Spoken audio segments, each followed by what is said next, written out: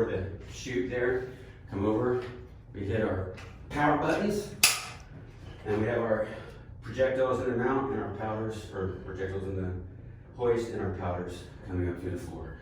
So the first thing would be there'd be a projectile sitting in here, which looks like this. So I would hit the floor, I would yank the projectile out of the hoist. Of course, I would yank it with this hand, like this. Then it goes into the breech. And the powder would be set back here. And then you would come over here.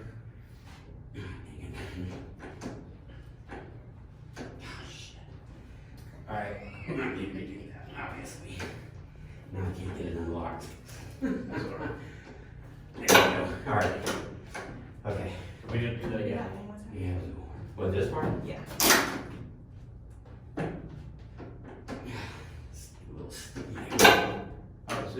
So do it one more time, but don't send it all the way down. Just like send it one notch, because all you're doing is showing what it is that you're doing. Okay. You know what I mean? Because I'm thinking if it's just one notch, it's not going to be that difficult to work Get out. out, okay. Yeah. So to fire the gun, you would pull down this lever all the way down, but it would go down. This would lock down and it would automatically close the breech, automatically sending an electrical charge and then fire it around. And then And this would automatically release upon firing. so so once the projectile is clear, that will then open up. This will slide back and you can start over again. Absolutely. Okay. This thing, as soon as the whole gun slides back, Mm-hmm. it resets this, so as it slides back up, this is already up. I'm already holding a projectile ready to go in. So when it comes back, the only thing that comes out is there's a powder casing, which ejects out through here and down through this chute and out the back of the gun. Got it. Which is why this rides up and down so the powder can slide off the bottom. Okay. And you don't move. This fires. You stay right there. So when you load it, it fires, and you've got another projectile ready to go. Yes, sir. At that moment, so that when we go again. All right. So Absolutely. so when you Sorry, if you're gonna ask questions, then I'm gonna move. 'Cause Okay, that's fine. I got this. Here. that's fine, because it's what he's saying is leading into questions. I'm sorry.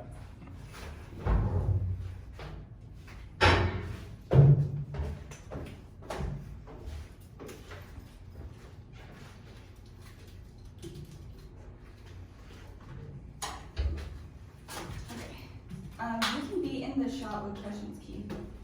Yeah, am I good here, or you want me back over there? Back over there. Okay.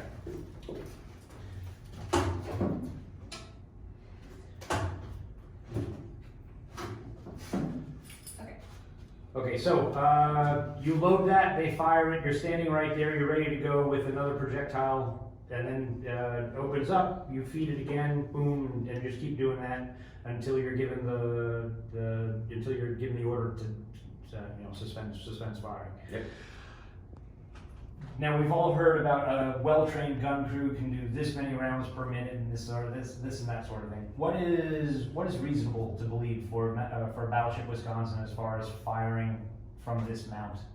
Your gun crew. Let's talk about the guys that you got working in here with you. What is reasonable? Like a good working load or a strained load? A good working load. A good working load.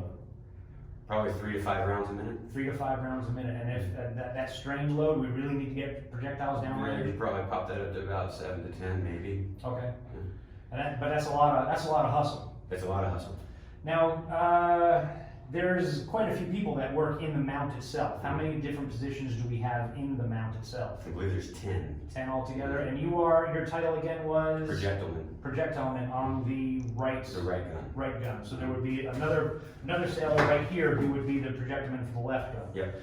There's also, I'm guessing, somebody back here, because all you're moving is projectiles. Right. So we got to get powder up there too. So there's a powderman for both sides here, back here as well. So There's also a hot casing. so there's a third person back here. There's a crew of 3 for each gun, and the hot caseman's job, he stands back here. Okay. And the only thing he's supposed to do is to clear the chute if the casing that's coming, the powder casing, gets jammed up. Okay, so it's an automatic discharge, and if it gets jammed up, he's there to make sure that it's clear for the next powder case. That's actually the first job I had. Okay, yeah, well, I guess, yeah, you gotta move up in rank, so to speak. They start off with something so you can see what's going on, and then you eventually get to the guy who's actually loading this thing. You get to the responsible part. Yes. Now, you were telling me a story before that revolved around these switches here, and it's got to do with all Battleship Wisconsin sailors know about the time where they actually told us to brace for impact, to brace for shock. That's one of those stories that you started to tell me. So if you would just a little bit, remember keep it family friendly. Okay. But yeah, just if you would go through that. So tell me about that morning, that day for you.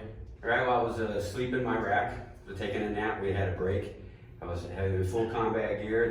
The 1MC went off. Boom, boom, vampire, incoming missiles.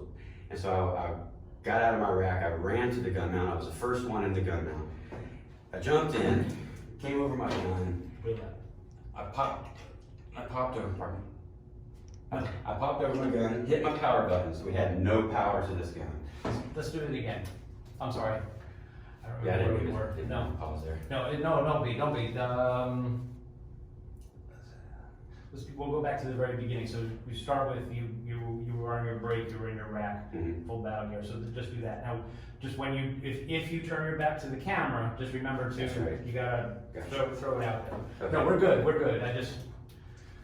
Should we go through that again? Yeah, Okay. if you don't mind. So yeah, just pick up where, I just finished talking and we're just gonna start with, what you You started didn't with. call it the general, okay. Yeah. So they called us the general quarters, we had incoming missiles. Oh. We're good? Okay. So they had called us the general quarters, we had incoming missiles, 1MC is going off, they're vampire, incoming missiles. It's like chaos on the deck. I bust out of our berthing onto the deck, I run to the gun mount, everybody's running around. I get in the gun mount, the first thing I do, I hop over the gun, I hit these two buttons. Flip this up, I hit the two start buttons. This is for power for my gun and this side of the gun mount. We didn't have any power. So I jumped over here, turned on these two. We didn't have any power on this side either. By this time, the rest of the gun crew is in. Nothing is moving. We can't train the barrels, can't train the mount. Chief Rollick is in here. The doors are all shut. He's like, Sika, turn on the gun. And I'm like, we have no power. So come to find out, they had tagged our mount out for maintenance that day. It had been tagged out. And we were locked in here, and the next thing we knew, we heard Chief Rollick grabbed his headphones, had a wide-eyed look, and I heard brace for impact. And they overshot us. Yeah, and then the British tornado goes by. Yeah, and then the look of relief came over everybody's face as we spilled out of the gun mount, happy to get out of the coffin. Now something else that you were telling me about before was that's a really good spot to sleep. Believe it or not, it is. Yeah. And if you get on your side, it's actually sort of comfortable. You can get in the tray, kind of cradles you almost perfectly. Yeah, I guess as a 20-year-old young man, it's not that big of a deal either. No, I had to sleep upside down. Yeah, well, as a 20-year-old running around the ship wasn't a big deal for me either. But yeah. Now I don't look at that as being like I'm gonna sleep in that. No, not at all. Yeah. Okay. So I don't have anything else really.